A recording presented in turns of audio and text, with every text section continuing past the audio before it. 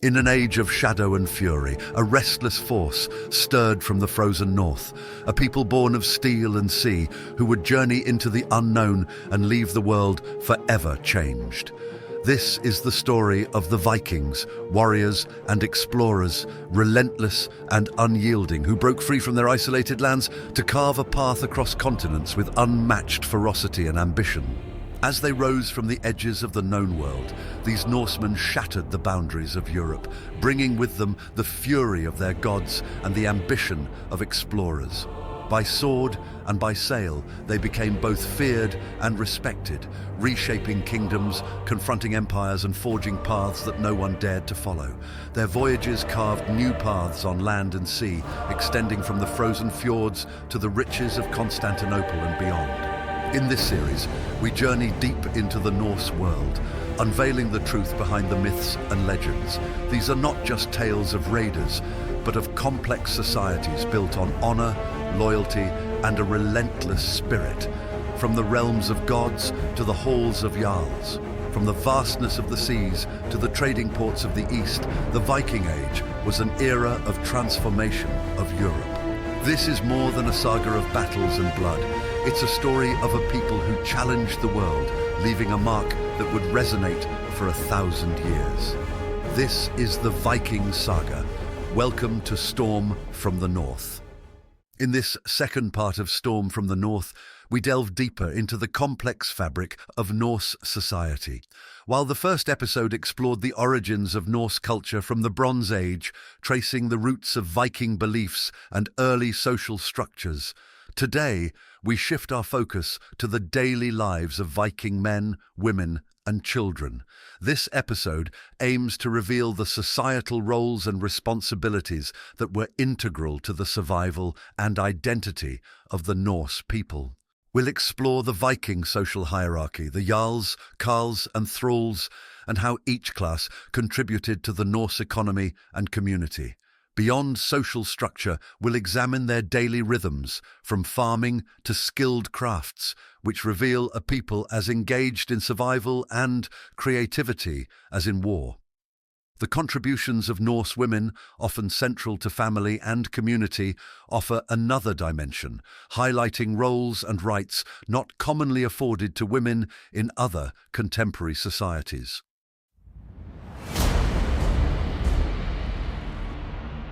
From the Bronze Age to the Viking Age, Scandinavian society underwent significant changes in social structure. While a hierarchical framework of elite, free men, and servile classes became established across Scandinavia, variations emerged between different regions due to environmental, economic, and cultural factors. These differences shaped the lives, rights, and responsibilities of Norse social classes, adapting as communities navigated evolving landscapes and needs. In the Bronze Age, early social stratification in Scandinavia was influenced by access to trade routes, particularly in Denmark, where connections to the European mainland facilitated wealth accumulation. Elite families in Denmark held land and controlled resources, often signified by elaborate burial sites containing luxury goods like weapons, jewelry, and imported bronze. These burials suggest that Denmark's early elite wielded economic power and influenced local governance, acting as leaders in both spiritual and social realms. By contrast, Bronze Age communities in Norway and Sweden were smaller and more isolated due to challenging landscapes. Here, social hierarchies were less pronounced, as communities relied heavily on subsistence farming, hunting, and fishing. Burial sites in Norway and Sweden reveal fewer luxury items, suggesting a simpler social structure with an emphasis on kinship over wealth. The environmental demands of these regions fostered a society where status was closely tied to survival skills and family ties rather than wealth alone. Historian Neil Price notes, Scandinavian society was never static. Each region adapted its social organization to meet the demands of its environment, reflecting both local needs and shared cultural values. John Hines, British historian, writes, Danish Bronze Age elites maintained their status through trade and ritual, intertwining economic power with religious authority. Historian James Graham Campbell further observes that the Swedish and Norwegian Bronze Age societies developed with a practical focus on survival, creating a social framework that valued kinship and resourcefulness. During the Iron Age, Denmark's social hierarchy became more consolidated, with the emergence of a clear distinction between a noble class, freemen, and enslaved individuals. The control of iron production and expanding agricultural practices allowed elites to solidify power. These leaders, precursors to the Jarls of the Viking Age, maintained authority through land ownership and alliances with neighboring regions. Danish society thus developed a more structured hierarchy, where wealth and land ownership became the principal markers of status. In Sweden and Norway, Iron Age communities maintained a more egalitarian approach, largely due to limited arable land and the need for cooperative resource sharing. In Norway, where communities were spread along fjords and mountains, social roles were more flexible, allowing individuals to gain status through hunting, fishing, and trade. Swedish society, meanwhile, continued to be kinship-based, with social standing deeply tied to family lineage rather than wealth. These regions lacked the rigid hierarchy found in Denmark, as social cohesion depended on familial alliances and mutual support within isolated settlements. Historian Elsa Rosdahl writes, the Iron Age marked a period of social consolidation in Denmark, where wealth and land cemented elite power and established clear social divisions. Archaeologist Birgitta Hård states, in Sweden the emphasis on kinship over wealth remained a constant, with family reputation playing a crucial role in maintaining social stability. By the late Iron Age, the social structure that would define the Viking Age began to crystallize, particularly in Denmark, where elites, known as Jarls, held large estates and amassed wealth through agriculture and trade. Jarls maintained fortified settlements and presided over the thing, establishing themselves as both economic and political leaders. These leaders created alliances through marriage and wealth, forming the foundation of a social structure that would persist into the Viking Age. In Sweden, a formal Jarl class was slower to emerge, as communities remained more kinship-based and decentralized. Here, the Karls, freemen, owned and managed small farms, often working alongside extended family members. Social status was built on family reputation and agricultural skill rather than wealth alone. This distinction made Swedish society more resilient to outside influence, as communal ties created a social balance based on kinship and mutual obligations. The role of thralls, or enslaved individuals, was also more prominent in Denmark than in Sweden or Norway, where fewer enslaved people were integrated into society.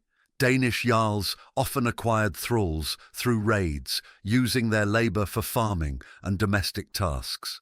In contrast, Swedish and Norwegian communities, being smaller and more self-reliant, had fewer thralls and instead relied on family labor. By the beginning of the Viking Age, Scandinavian society had developed a three-tiered structure of Jarls, Karls, and Thralls, though its implementation varied across regions. In Denmark, a centralized hierarchy was firmly in place, with Jarls holding significant power over land and labor. Swedish and Norwegian communities, however, preserved a more kin-based, egalitarian social order, where Karls worked independently and Jarls were fewer or less authoritative. This regional adaptation of Norse social structure highlights the diversity within Scandinavian society, balancing hierarchy with flexibility. Historian Jenny Jochens explains, in Swedish society, the Karls' autonomy and family-centered lifestyle underscored a cultural independence that differed sharply from the estate-centered structure in Denmark. Neil Price comments, the use of thralls in Denmark reflects the concentration of wealth and land, whereas in Norway and Sweden, where kinship networks dominated, fewer enslaved people were present. Historian Anders Vinroth concludes, Scandinavian society at the outset of the Viking Age was both hierarchical and adaptable, reflecting centuries of social evolution across distinct yet interconnected regions.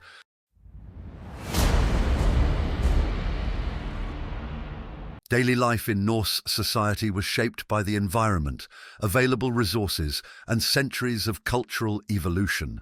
Though the Norse shared a common cultural and social structure, daily practices varied significantly across what we now know as modern-day Norway, Sweden, and Denmark.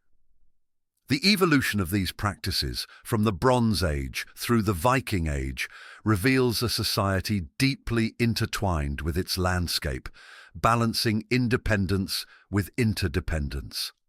In Norway and Denmark, Norse settlements were marked by the iconic longhouse, a large, rectangular structure made from timber and turf, designed to shelter both people and livestock.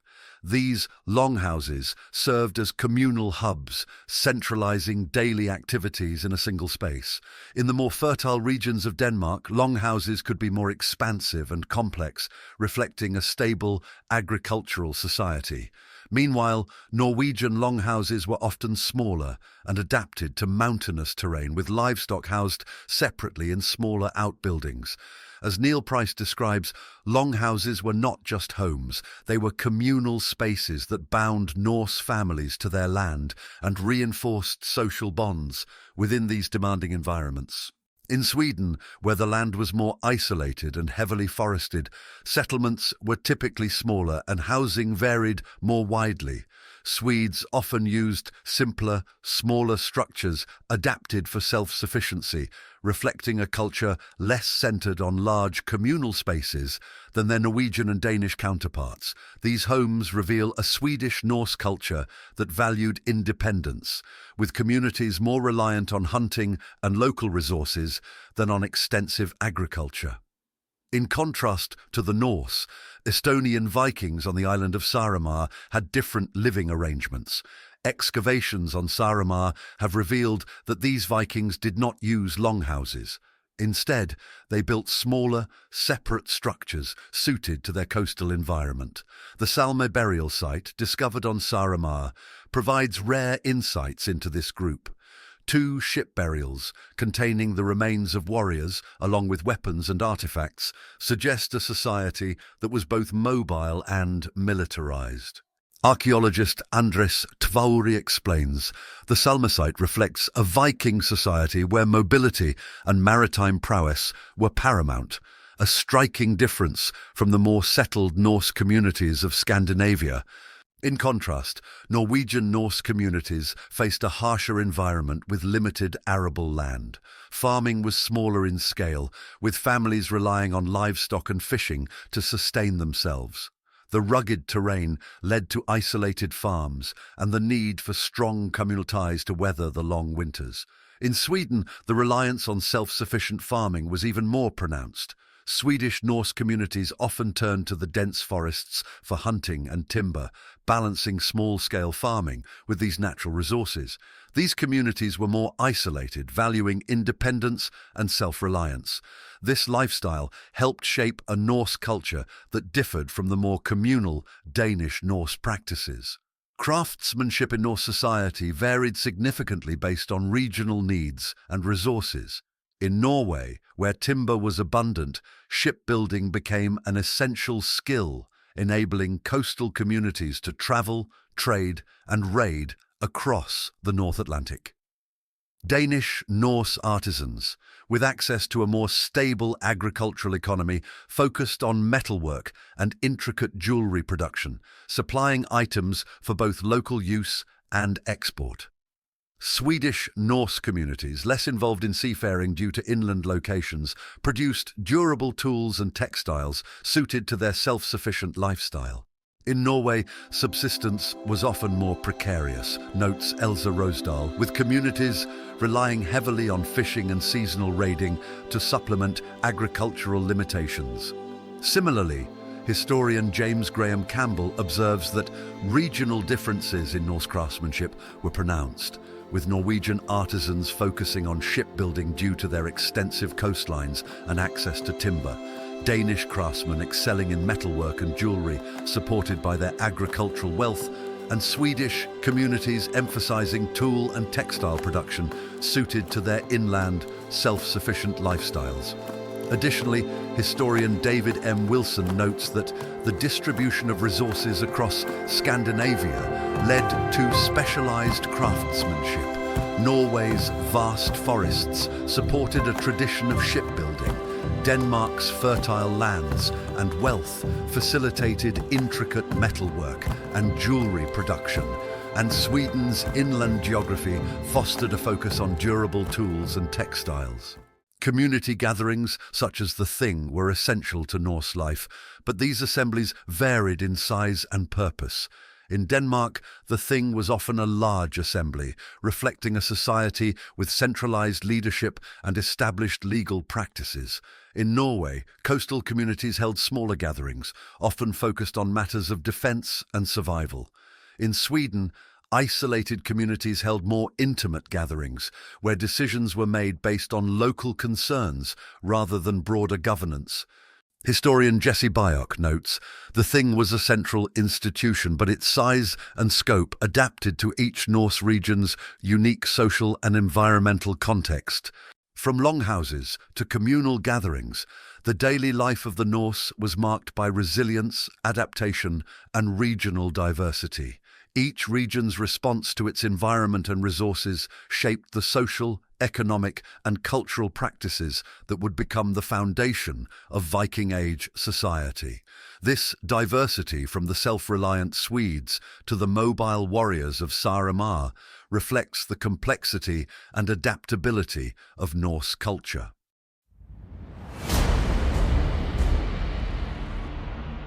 Women in Norse society held a unique position that combined domestic responsibility with legal rights and societal respect, a role that was notably advanced compared to other medieval societies.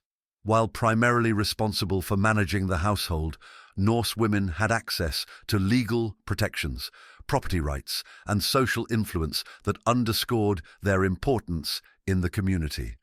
Unlike many contemporary societies, Norse women could inherit property and, in some cases, even own land independently. This legal protection allowed them economic stability and social influence, especially in cases where their husbands or male relatives were away on raids or engaged in trade. In Norway, with its isolated communities and harsh climate, women often assumed control over family assets and farm management during these absences, effectively acting as household heads. In Denmark, where agricultural land was more plentiful and settlements were larger, women's economic roles were often tied to managing estates and overseeing household production. Danish women were also known to contribute to local trade, exchanging goods like textiles and foodstuffs, which provided additional economic security. Historian Judith Jesch explains, Norse women enjoyed rights uncommon in the medieval world, including inheritance rights and a degree of economic independence, reflecting a society where women were integral to both family and community. Jenny Jochens notes, Norse women, particularly those in Norway, were entrusted with significant responsibilities in managing property and family resources, reinforcing their economic importance. Neil Price writes, Danish Norse society allowed women not only to control household resources, but to participate indirectly in the local economy, where their contributions bolstered family wealth and influence. Marriage in Norse society was more than a union of individuals. It was a strategic alliance that often had political or economic implications. Women brought dowries into marriage, which could include land, livestock, or household goods, giving them a degree of economic leverage. In Denmark, where larger estates and more complex social structures were common, these marriages reinforced alliances between powerful families, amplifying the influence of women in these arrangements. In Sweden, where settlements were smaller and kin-based, family honor was paramount. Women were often seen as the protectors of family legacy, especially during the frequent absences of male family members. As the primary educators of children, Norse women were responsible for passing down cultural values, mythology, and family stories, ensuring that heritage and honor were preserved across generations. This influence extended into family decision-making, particularly in issues involving inheritance and conflict resolution. In Sweden, women played a central role in preserving family honor and continuity, embodying values that reinforced their authority within the household. Historian Elsa Rosdahl describes the dowry system empowered women by providing them with economic assets within marriage, a factor that bolstered their standing within the family and community. One of the most intriguing aspects of Norse society is the debated role of women as warriors. While the image of the shield maiden has gained popularity, historical evidence for women in combat roles is limited and often contested. Archaeological findings, such as the famous Birka burial in Sweden, have reignited this debate. This grave, containing the remains of a woman buried with weapons and high-status items, suggests that some women may have held roles associated with the warrior class. However, the interpretation of the Birka burial and similar finds remains complex. Some scholars argue that these items may have held symbolic significance rather than indicating active participation in warfare. Neil Price states, "The Birka burial challenges the rigid view of gender roles in Norse society, opening possibilities that women, under certain circumstances, may have engaged in combat or held symbolic military roles." Historian Leszek Gadwa suggests the image of the shield maiden may reflect Norse ideals of bravery and endurance, serving as a cultural symbol rather than evidence of widespread female warriors. Despite these debates, the notion of shield maidens remains a powerful symbol within Norse culture, embodying values of honor and resilience that were essential to the Norse worldview. Women also held influence within the community, especially through their participation in family decisions and occasionally at the Thing, the Norse legal assembly. While they were not formal members, women from prominent families could voice opinions through male relatives or be present for cases directly affecting their family. The Thing offered a platform where their voices, though indirectly, helped shape decisions on property disputes, inheritances, and matters of honor. From the Bronze Age to the Viking Age, Norse women maintained an influential role that combined household responsibility with legal and economic rights. Across different regions, from Norway's isolated homesteads to Denmark's fertile farms, women shaped the cultural, economic, and familial landscapes of Norse society. Their roles evolved to meet the demands of their environment, contributing to a society that respected their influence, not only within the home, but in the broader community. Historian Jesse Byock explains, though not formal participants, Norse women, particularly those of high status, played a significant role in legal matters, underscoring their impact within the community's legal and social structures.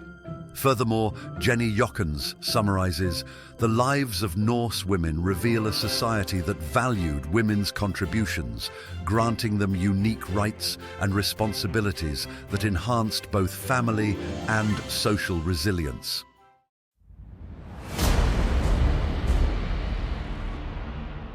The values of honor, law, and communal balance that defined Norse society by the Viking Age had deep roots extending back to the Scandinavian Bronze Age.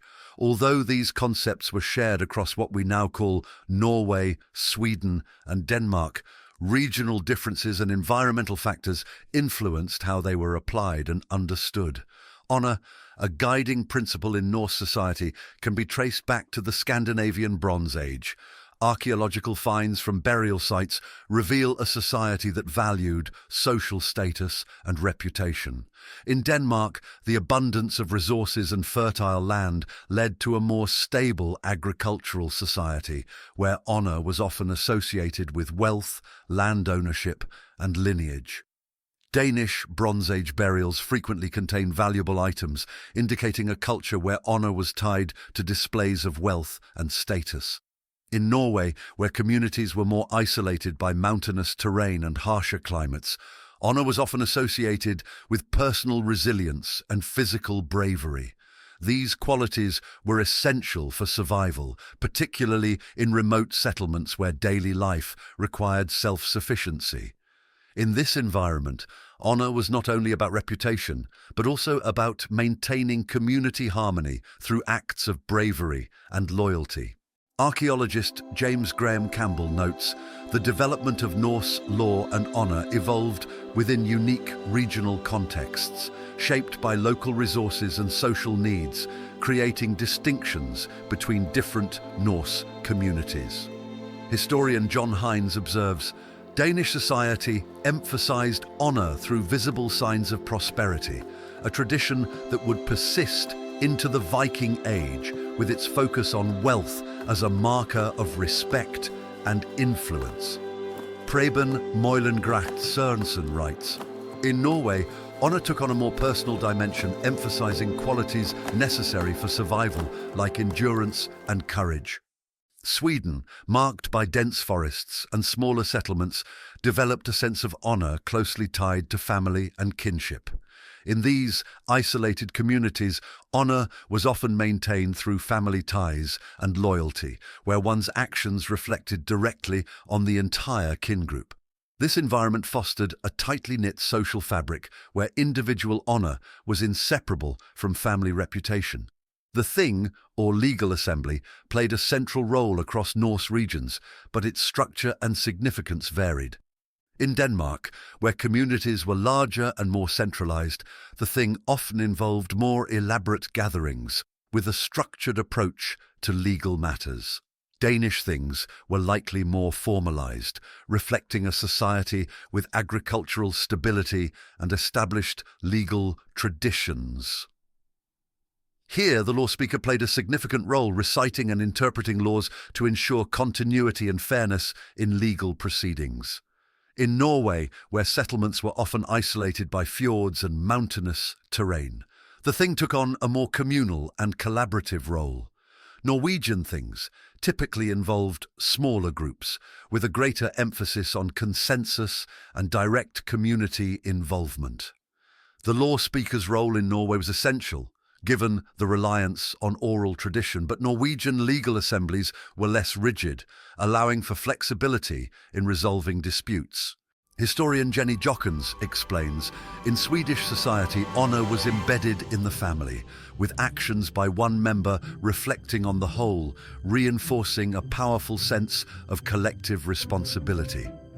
Jesse Byock writes, the Danish Thing represented a more organized approach to Norse law, reflecting a society with a stable agricultural base and complex governance. Historian William Ian Miller observes, Norwegian Things were less formal, focusing on resolving disputes through negotiation, rather than fixed legal codes, an approach that reflected their challenging geography.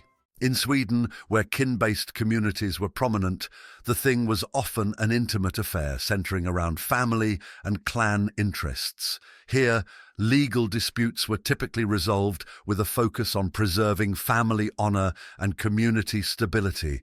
The Swedish Thing operated on a more local scale, with decisions often reflecting familial alliances and long-standing traditions. In matters of justice, regional differences again played a role. Blood vengeance and feuding were common across Scandinavia, but the practice varied by location. In Norway, where settlements were small and interdependent, feuds were often resolved quickly through restitution to prevent long-term conflict, as isolated communities could not afford prolonged disputes. In Denmark, vergild, monetary compensation, was often a preferred solution, with wealthier families using payments to maintain peace and avoid escalation. In Sweden, vengeance was more deeply tied to family honour, often pursued within the confines of kin networks. Feuds here were resolved through negotiated compensation, but with a strong focus on restoring the family's standing. Kin-based justice, where the family or clan took responsibility for seeking redress, was prominent. Birgitta Hard explains, Swedish legal assemblies were kin-focused, where justice and community harmony were guided by family interests and deep-rooted customs. John Hines notes, Danish communities relied heavily on vergild to settle disputes, reflecting a society where wealth facilitated justice and harmony. Historian Leszek Gardewa writes, Swedish society's approach to feuding emphasized family honor above all, with disputes often resolved in ways that preserved kinship and respect within the community. By the Viking Age, the Norse approach to honor, law, and justice had developed into a system that balanced communal needs with regional traditions. Whether through the formalized gatherings of Denmark, the communal negotiations of Norway, or the kin-based assemblies of Sweden, Norse society prioritized a sense of balance, or frida, that extended from the individual to the family and to the wider community. Together, these practices reveal a society deeply committed to maintaining social harmony while respecting local customs and values. In Norse society, punishment for crimes varied widely and was often guided by the nature of the offence and the social status of the individuals involved. For lesser crimes, vergild, or monetary compensation, was commonly used, where the offender or their family paid a set amount to the wronged party, effectively restoring balance, or frida, within the community. Severe crimes, however, such as murder, adultery, or treachery, could lead to outlawry, a form of banishment, where the individual lost all legal protection and was considered outside the bounds of society.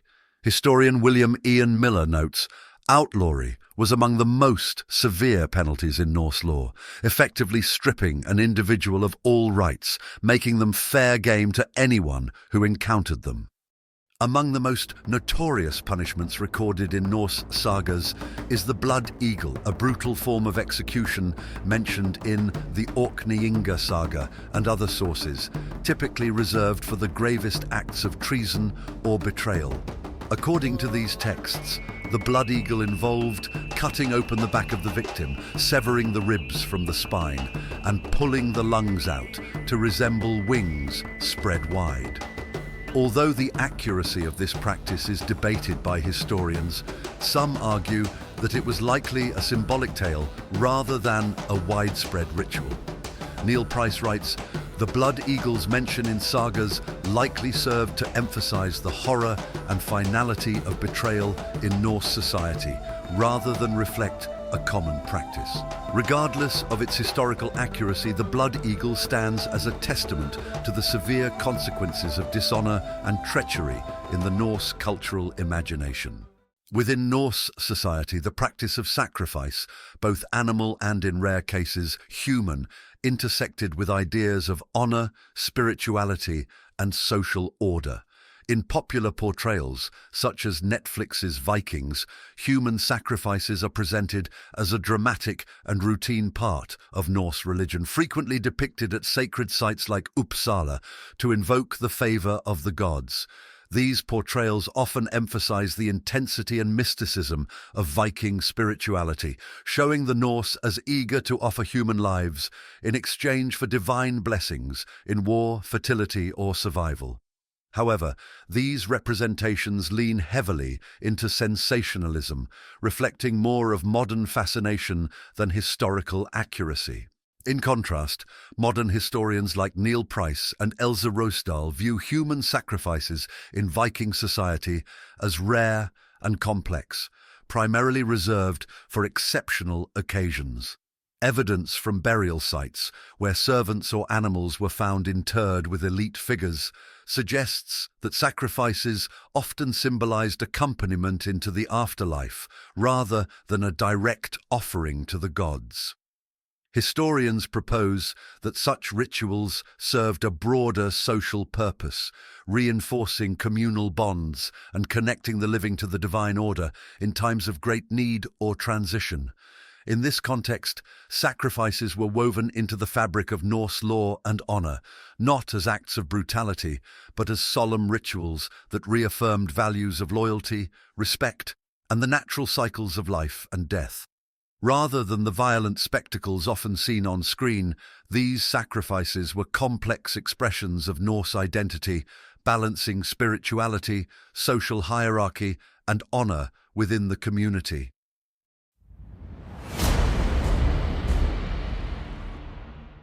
In Norse society, children were more than passive members of the family. They were active participants in household life and inheritors of cultural tradition. The early years of a Norse child's life were shaped by the rhythms of daily work, family expectations, and gradual preparation for adulthood. From a young age, boys and girls took on tasks that reflected their future roles, as they learned the skills essential for survival and contributing to the community. For Norse children, life was practical and hands-on. From an early age, they assisted with household chores, farming, and animal care. Boys were typically trained in tasks that would prepare them for future roles as warriors or craftsmen. They learned basic weapon handling, navigation, and survival skills, essential for a society that valued both defense and exploration. In addition to these skills, boys often worked alongside their fathers in fields or workshops, acquiring the physical strength and technical knowledge needed for their eventual responsibilities. Girls, meanwhile, were guided in the essential skills of managing a household, including textile production, food preparation, and care for younger siblings. They learned from mothers and older female relatives, gaining the expertise required to maintain and protect the family's resources. Women's roles were indispensable in a society where self-sufficiency and the efficient management of resources were crucial. Historian Neil Price describes this process as a hands-on education in self-sufficiency, where children became skilled in tasks that connected them directly to their family's livelihood and the Norse worldview.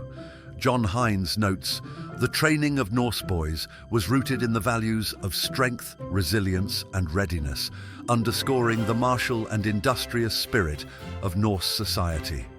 Jenny Jochens explains, "Norse girls were raised to embody the skills of household economy, a domain where their knowledge and responsibility would sustain family stability." Formal education was rare in Norse society. Instead, children learned through oral tradition, a deeply rooted practice where family elders and skalds or poets passed down cultural values, mythology, and historical narratives. Storytelling held a central role, as it connected children to the Norse heritage and instilled a respect for the gods and ancestors. This oral tradition was crucial for the preservation of Norse beliefs, reinforcing the values of honor, bravery, and respect for the natural world. The skalds were particularly influential in this educational process, as they were the custodians of Norse mythology and history. By reciting epic sagas and poems, skalds ensured that children grew up understanding their cultural lineage, learning not only the stories of the gods and heroes, but also the principles of Norse law and ethics. As children grew, specific rites of passage marked their transition from childhood to adulthood, a process that reflected both societal expectations and individual growth. For boys, initiation could involve participation in a raid, a practical and symbolic act that demonstrated bravery and loyalty to the family. This experience not only strengthened their physical and mental resilience, but also signaled their readiness to protect and provide for their community. Historian Elsa Rosdahl notes, through oral tradition, Norse children absorbed a worldview that emphasized continuity, connecting them to both the land they lived on and the legends of their forebears. Neil Price writes, "The influence of skalds went beyond entertainment. They were keepers of knowledge, shaping young minds with the foundational stories of Norse identity." Historian Jesse Byock explains, participation in raids served as both a rite of passage and a proving ground, where young men stepped into their roles as defenders and contributors to Norse society. For girls, the transition to adulthood often involved taking on significant household responsibilities, a shift that symbolized their readiness to manage the family's resources and contribute to its prosperity. Girls might begin learning the art of textile production or be entrusted with overseeing younger children, marking their maturity within the family. Through hands-on training, oral tradition, and meaningful rites of passage, Norse society ensured that each generation understood and embodied the values of their culture. This continuity of tradition fostered resilience, unity, and a shared identity that defined the Norse way of life. From childhood, Norse individuals were prepared to carry on their heritage, equipped with the knowledge, skills, and values necessary to maintain their society's cohesion and honor. Jenny Jochens remarks, the rites of passage for Norse girls were closely tied to household roles, reflecting a society that placed immense value on women's contributions to the family's well-being and continuity. Neil Price summarizes, the Norse approach to childhood was practical and purposeful, shaping children who were not only capable but culturally bound to the legacy of their ancestors.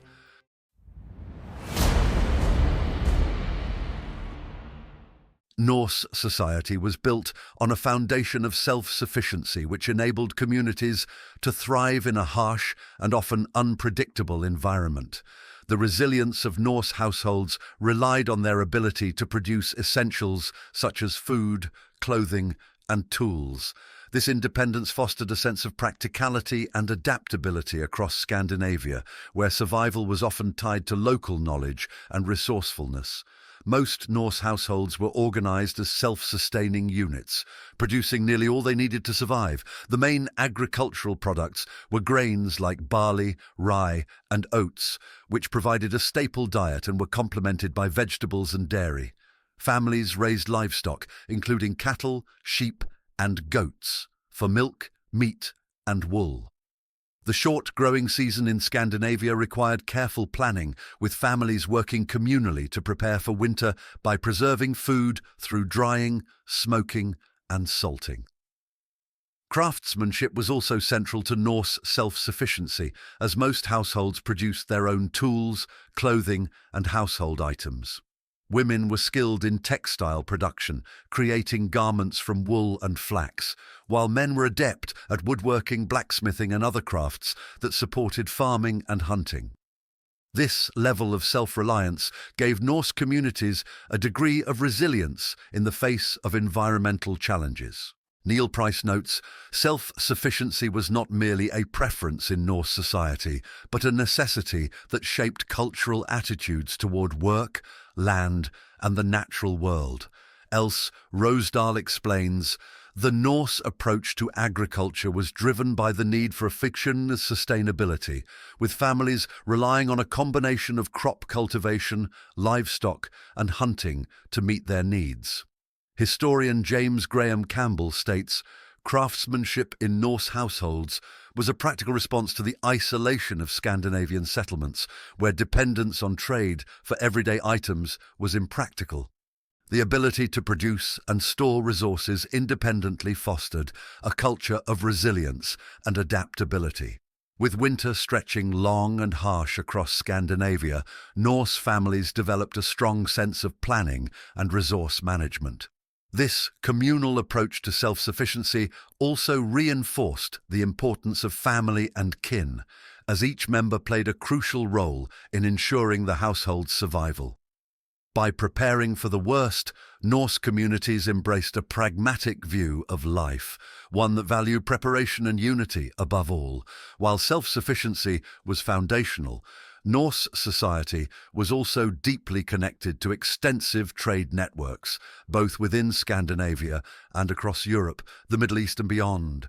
Scandinavia was rich in natural resources prized by foreign markets: furs, amber, walrus ivory, and iron. These resources were traded for exotic goods like silver, spices, textiles, and glassware from far-reaching regions.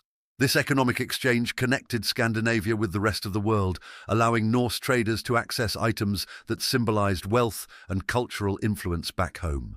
Historian Elsa Rosdahl notes, the Norse trade networks reveal a society that was not isolated but actively engaged with the broader global economy, exchanging its own resources for the luxury goods of Europe and the East. Within smaller Norse communities, barter remained a common form of exchange, with individuals trading goods and services directly. However, in larger trading centres like Birka in Sweden and Hedeby in Denmark, trade transactions often relied on weights, scales and silver as a standardised medium of exchange. Silver, sometimes in coin form but often cut into pieces, served as the main currency, allowing for a more efficient and flexible economy. Foreign merchants from as far as Byzantium and the Islamic caliphates regularly traded with the Norse, bringing silk, spices, and luxury textiles that were highly valued in Scandinavia. These interactions facilitated a flow of not only goods, but also cultural ideas, influencing Norse fashion, art, and social customs. Wealth was a defining marker of status in Norse society, with Jarls and other high-ranking individuals displaying their success through personal adornments, weaponry, and elaborate feasts. Gold and silver jewellery, as well as finely crafted weapons and armour, served as visible symbols of a person's social standing. These items were not merely decorative, but represented an individual's access to trade networks, successful raids, and connections to the elite. Historian John Hines observes, the use of silver as currency was a practical innovation in Norse society, enabling transactions in large trading hubs while reinforcing the region's connection to international markets. Neil Price states, the contact between Norse traders and foreign merchants introduced new ideas, materials and technologies into Scandinavian society, underscoring the transformative impact of trade on Norse culture. Historian Anders Winroth explains, in Norse society, wealth was inseparable from social status, with displays of riches serving as a testament to a person's power, influence and connections within the community. Generosity was also a crucial aspect of Norse leadership and status. Wealthy individuals, especially Jarls, were expected to demonstrate their success by hosting feasts and bestowing gifts upon their followers and allies. This practice, known as the gaffal, strengthened social bonds and reinforced loyalty within communities. Generosity in gift-giving solidified alliances, created mutual obligations, and fostered a communal spirit of respect. The Norse also used gift-giving to celebrate life events such as marriages, rites of passage, and alliances between families or clans. These events allowed wealthy leaders to distribute goods and forge lasting bonds with allies, emphasizing a culture that valued both individual achievement and collective cohesion. Together, self-sufficiency, trade, and wealth defined the economic foundation of Norse society. This interconnected system allowed Norse communities to remain resilient in the face of environmental challenges, while fostering ties to the broader world. Whether through farming, craftsmanship, trade, or the display of riches, each element of Norse economic life played a role in sustaining both the household and the community.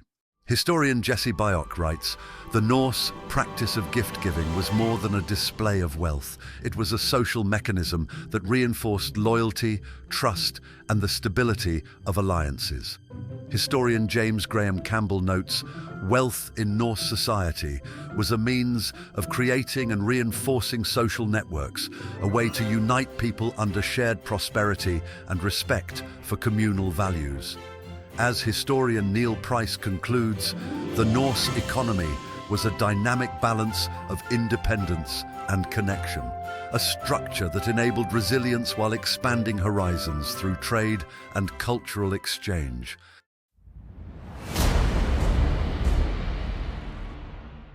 In this chapter, we've uncovered the intricate layers of Norse social structures and everyday life, showing that Norse society was much more than just a community of raiders and explorers.